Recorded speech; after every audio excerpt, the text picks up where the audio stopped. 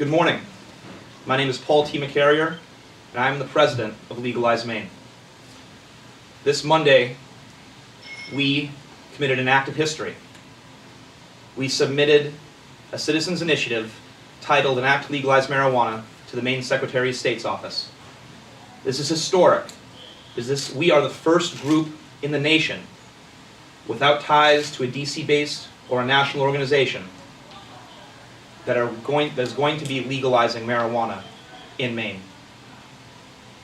We're here today to talk about our plan and to really talk about the points of why marijuana needs to be legalized in Maine. We are doing this because Maine is in desperate need of jobs. We are doing this because Mainers want marijuana to be legalized. We're going to ensure that small farmers are protected and that the money from marijuana, both the investment and the labor, stays here within our state and within our communities. We're here to say that we would like the world to know that small farmers can achieve great things and that small farmers can write legislation. We will be funded by local groups. We already have support from Northern Roots Grow Supply from Greenwood, Maine Hydroponics Supply from Jefferson, the Homegrown Connection in Farmington, and Narrow Gauge Cannabis Supply in Farmington. We'd welcome other small, green-minded businesses to also come and support our Citizens Initiative. With this focus on small farmers, we will ensure that the economic benefits from this initiative will be spread across the state, from Kittery to Madawaska. We have requirements that in our initiative that all board members of any corporation that applies must be citizens of the state of Maine. We will be limiting the size of cultivation grows to prevent big tobacco and big alcohol from coming in and trying to take over our homegrown industry. We believe that the right to grow your own marijuana for medicine or for pleasure is sacrosanct. And therefore, we are saying that anyone who is 21 years of age or older may grow 6 flowering plants, 12 vegetative plants, and have any number of seedlings so they can ensure that we have a strain variety, to ensure that they can have a consistent supply, and to ensure that if people wish to support themselves and not purchase their medicine or the recreational marijuana, that they can do that. We have set a sales tax. We have set a sales tax at 10%. And I want to be clear that this sales tax is going to be going into the general fund. This will not be earmarked for special programs, and this will not be a pork barrel for special interests. The only exception to that is that we will be ensuring that part of that sales tax money goes to the Maine Criminal Justice Academy, where it will be used to train law enforcement on retail marijuana laws and regulations. This ensures that our law enforcement officers are going to be trained in the new laws, and this will not put a financial burden on our local county or state law enforcement budgets.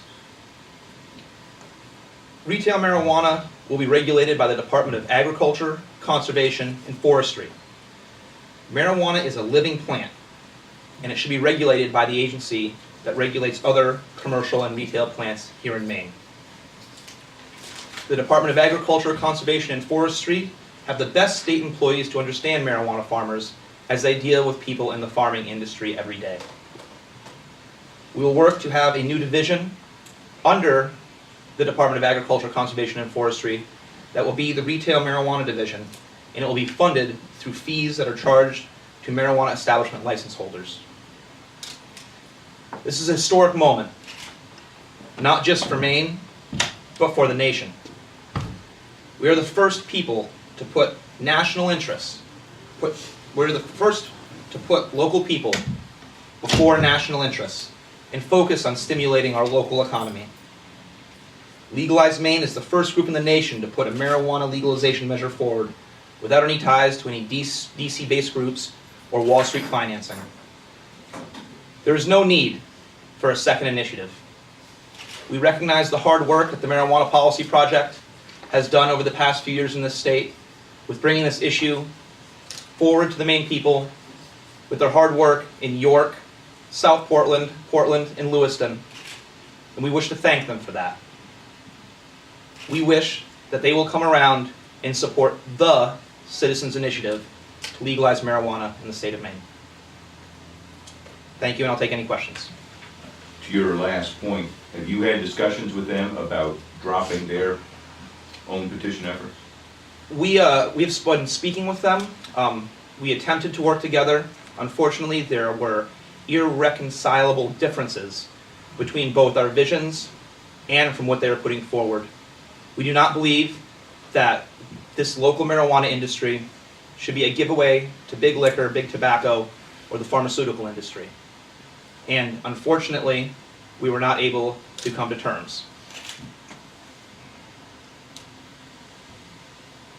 Are they being pushed by outside groups, do you believe? Or do you simply have a different idea of what this ought to be? We have a very different idea about what our vision is for marijuana in the state of Maine. And they are based out of DC. We believe that as local Mainers, that we understand our state and the issues here better than a DC-based group. But there'd be nothing, I mean, since you can't prevent interstate commerce, if your referendum passes, there's nothing to prevent outside companies of whatever size of bringing marijuana into Southern Maine, right? Marijuana is still illegal on the federal level, and so until the federal government changes their mind, interstate commerce will still be illegal. I'm glad you brought that up, because this hits on a very important point of why we must legalize marijuana here in the state, is we need to get ahead of the curve. We need to get ahead of this issue. We need to build up our infrastructure here in the state of Maine to ensure that when the federal government changes their mind to make marijuana legal, that we will be able to compete with the rest of the nation, and that Maine will become the weed basket of New England and hopefully the whole East Coast. Paul, do you worry that you'll get competing marijuana measures on the ballot, and then the vote will get split, and you won't have a majority, you won't be able to get there? Well, that is our desire, to have Marijuana Policy Project support the Citizens Initiative to legalize marijuana, and we think that there is no need for a second initiative. But how worried are you? I mean, if there are two, it splits the vote and you lose. We will succeed.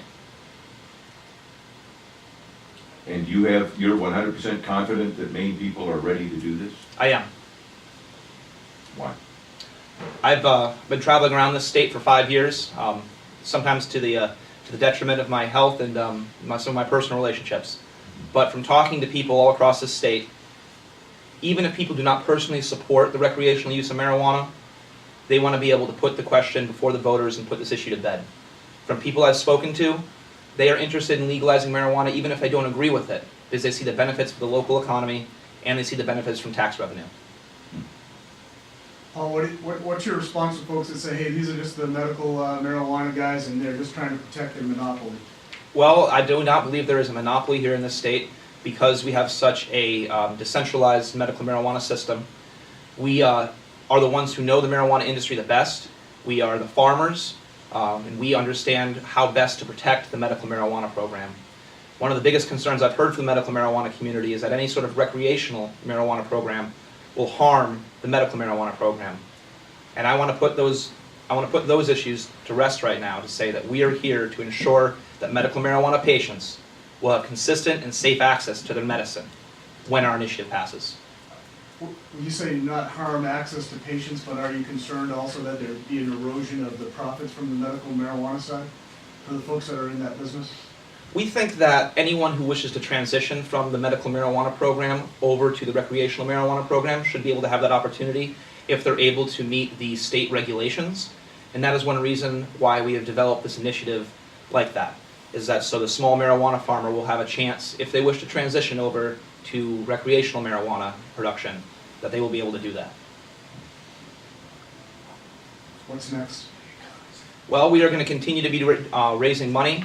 We're going to be looking to hire a coordinator to gather these signatures. We are going to be continuing to go around the state and talking with people in town halls, within their communities, with city councilors, with people anyone who's interested in this issue. And we want to answer any of their questions and make clear to them how we believe this is in the best interest of the state of Maine.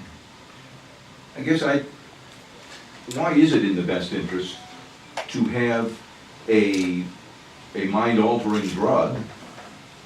And I realize you may dispute the use of that term. No, it's a mind-altering drug. But why is it in the best interest of the state to have a mind-altering drug more readily available than it is now? If the people of Maine want it, the citizens of Maine want it. I've seen time and again people say, why isn't this just legal? They have a variety of reasons why they think it should be legal, but they still believe it should be legal. And that is why we came forward and put this initiative forward. If we're going to talk about why people are getting high, we need to talk about that as a family and as a community. How many laws will it take to prevent people from breaking the law?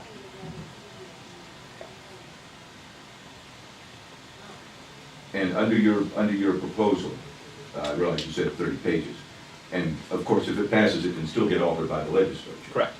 But under your proposal, how would this work? Would any store be able to get a license and sell marijuana just as they do cigarettes or beer?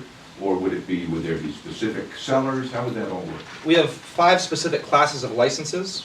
We have a retail marijuana store license, a retail marijuana cultivation facility license, a retail marijuana products manufacturing license, retail marijuana testing facility license, and retail marijuana social clubs. Does that answer your question? I guess so, yeah. So all of them would have to pay taxes?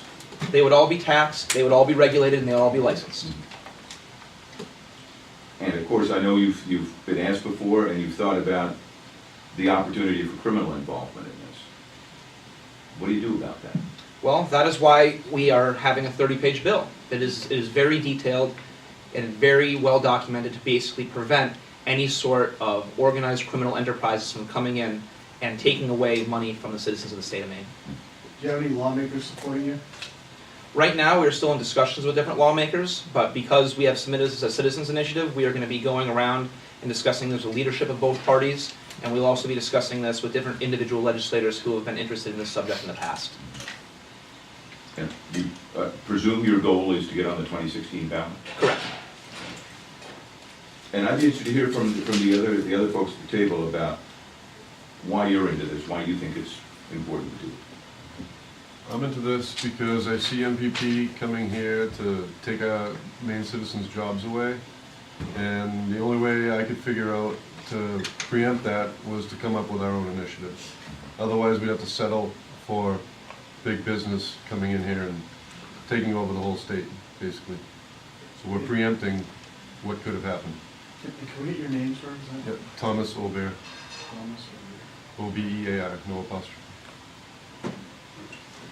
And big business would come, they would come in, your thought is they'd come in and control the growing? Well, we looked at what happened in Colorado and Washington, and Marijuana Policy Project passed those laws. And the amount of money it takes just to apply for a license out there really would put most Mainers out off the table for even applying for a license. And that's opening up the door to big business to come in here. Does the bill set a standard for OUI enforcement? The bill continues to say that being under the influence of any intoxicant will still be illegal. We do not set a specific level because there is not science to support what level of THC in the bloodstream is a level of intoxication.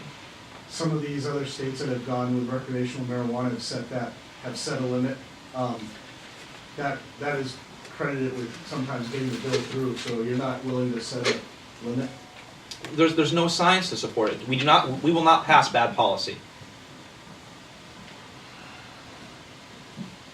Just to give you an example, I'm a big guy. I may not use marijuana for 2 months, and then all of a sudden, I get pulled over. They want to take a blood test like I do in Colorado, and then they say, oh, well, you have this amount of THC in your bloodstream, so therefore you are under the influence, even though I didn't use for 2 months. Imagine the college kid who's back up here visiting his parents, and when marijuana is legal, and they have marijuana brownie on Friday night, and then Sunday morning, mama cooks them breakfast, packs up their clean clothes, and sends them on their way. And then that youth gets pulled over, and they blood test the youth and determined that even though the youth had ingested it on Friday, they still had enough milligrams in their bloodstream to be under the level of intoxication. OUIs are very serious crimes that will stick with you for the rest of your life. And if setting an incorrect limit will ruin just one life, we need to prevent that. That college student would no longer be able to probably become the doctor, the law enforcement officer, or perhaps the politician that they wanted to be, just because of a bad law. So what do you do about that? I mean, how do you have to set some level, right, other than just observable behavior? I think that this is the reason that we need to legalize marijuana, because with marijuana currently being illegal, we cannot do the proper research to determine what is the level of intoxication. Mm-hmm. We already have drug recognition experts. We already have laws and statute in place to determine whether someone is under the influence of marijuana or not. There are companies out there that are trying to create a device that can do roadside field sobriety tests. So probably in the next 3 to 5 years, there'll be some technology out that Maybe even sooner. fixes that problem. Yeah. And I'm sorry, I see Joanna saying why you thought this was important to be part of. Yes, as a Mainer, I recognize that Mainers have always exhibited self-reliance, and we are in charge of our own economy. We work hard as entrepreneurs in the state, and with sensible policies like this that are in keeping with state regulations, we can work as a community to make it benefit all in this state.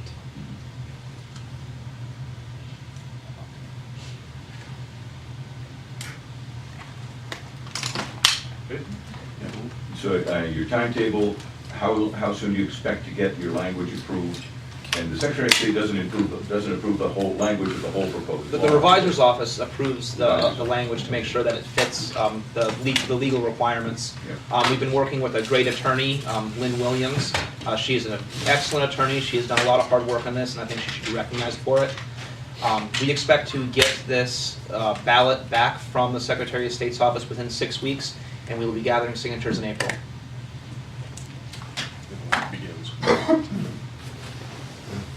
And I'm sure we'll be seeing a lot more of one another on this great and wonderful journey. Will you, now, there's at least one legalization bill submitted to the legislature now. Will you be supporting that? We'll be going forward and speaking to the legislators on the Criminal Justice Committee, where I believe the bill is being assigned to, and we will be presenting them with our 30-page initiative. If they decide that they would wish to go forward with trying to preempt the people of the state of Maine at the ballot box, we will be there to lobby our position and lobby for the people of the state of Maine. When do you expect to make that presentation? I'm sorry? When do you expect to make that presentation? When there's the public hearing on the legalization bill. The legislature could accept your petition once you turn it in and go ahead and enact it, right, without the vote. We hope they do. But, again, it's just, from my personal feelings, I believe that many politicians, whether they support the legalization of marijuana or not, would like to see it decided by the Maine people at the ballot. And you've talked with law enforcement people about this, I assume. We have, yes? What have you heard from them? They would like to get rid of the gray area. They would like to make it clear of whether marijuana is legal or not for people of a certain age. The biggest concern that I've heard from law enforcement is the fact that they will not be able to afford to do the enforcement or to teach all of their officers about what the new laws and regulations are. Law enforcement training is difficult, and law enforcement training is also very thorough. And that is the reason why the only earmark that we have from our tax revenue is to make sure that law enforcement is trained. So the deputy from Aroostook County can come down to the Maine Criminal Justice Academy, get their 8-hour in-service, have their hotel room, and come back up, and that will not affect the budget of the Aroostook County Sheriff's Department.